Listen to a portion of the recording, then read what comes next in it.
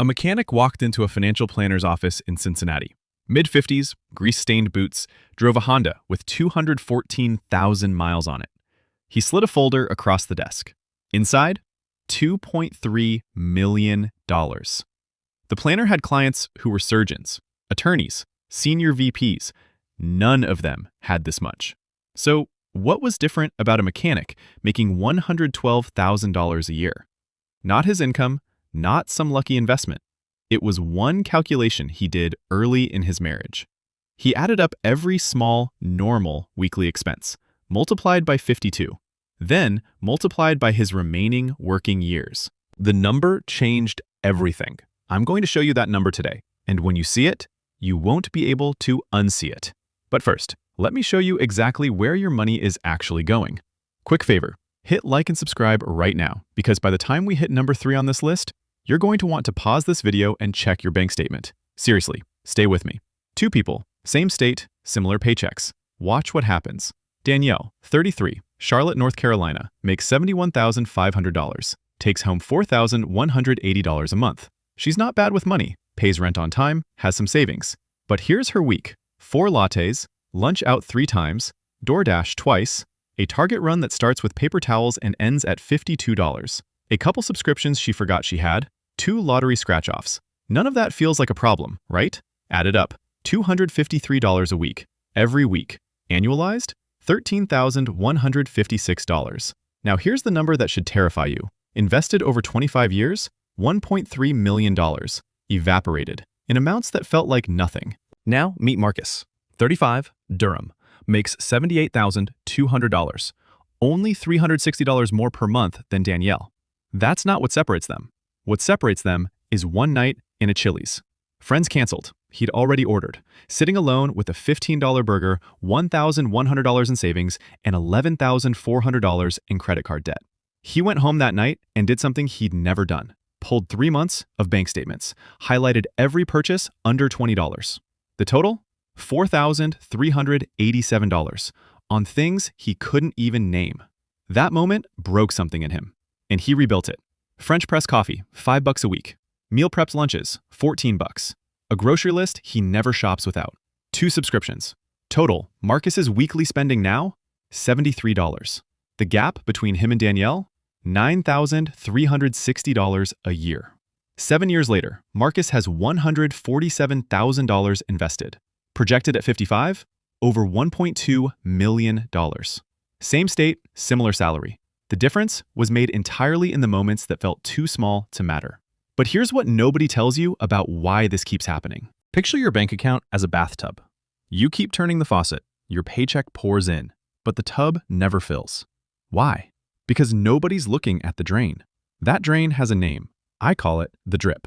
$7 coffees, $12 lunches, $15 subscriptions you forgot exist. Each one, harmless. Together, they're quietly destroying your future. And here's the part that should make you angry. This is engineered.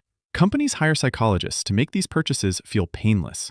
Small charges, auto renewals, you deserve it messaging. They built a system where you bleed money so slowly you never feel the cut. But millionaires felt it. They spotted the game, and they refused to play. Want to know exactly how much the game is costing you? The stats are brutal. 93% of millionaires use coupons. Read that again. 93%.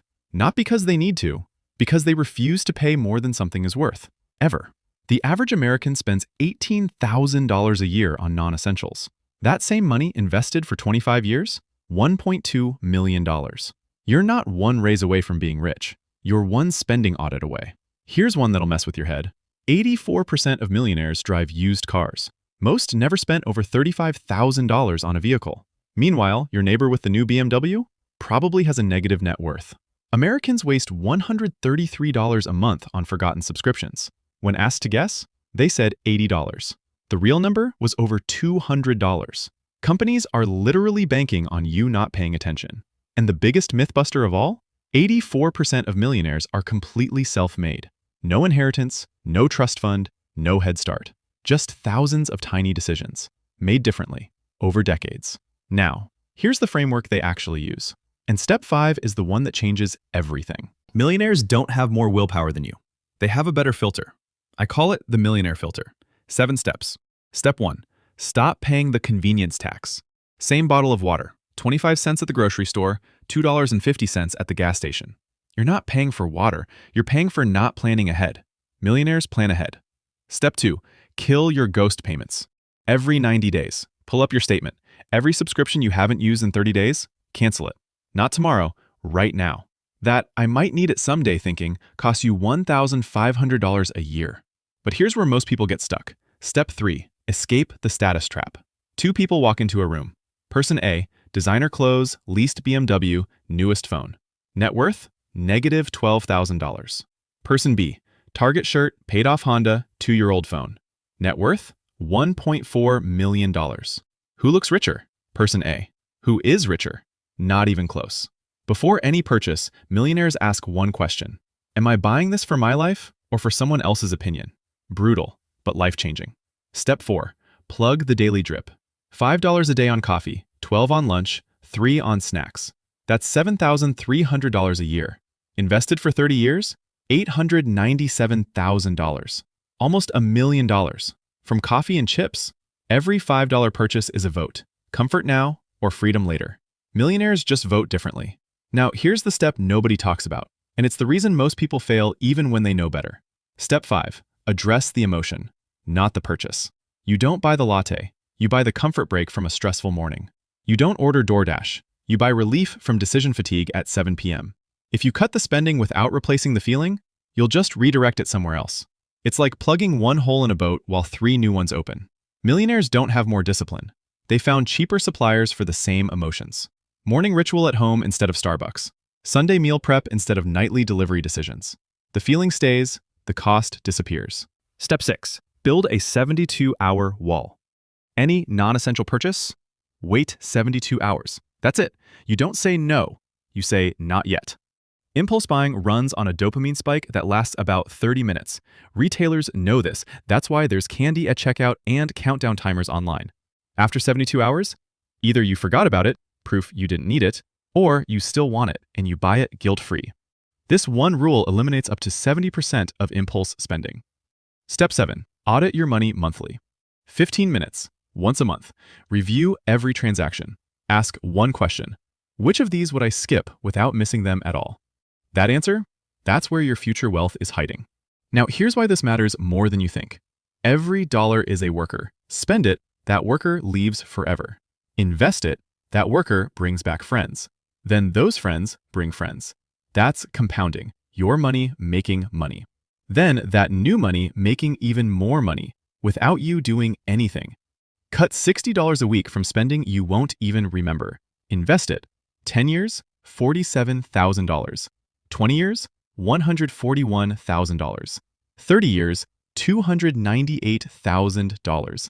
For money that was going to coffee and impulse buys. Millionaires don't think, I'm saving $12. They think, I'm protecting what this $12 becomes. And over time, that way of thinking changes everything. So here's the truth nobody wants to hear. Most people don't lose their financial future in one big disaster. They lose it Tuesday, and Wednesday, and Thursday. In small, forgettable, it's only $7 moments. Every dollar is a choice, not between this item or that one, between a temporary feeling and a permanent possibility. Wealthy people learned one question early. What kind of life am I building? Not, what do I feel like buying?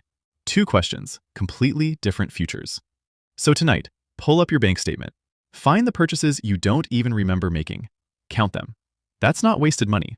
That's your future, asking for it back. The mechanic in Cincinnati heard it. Marcus heard it in that Chili's. The question is, will you?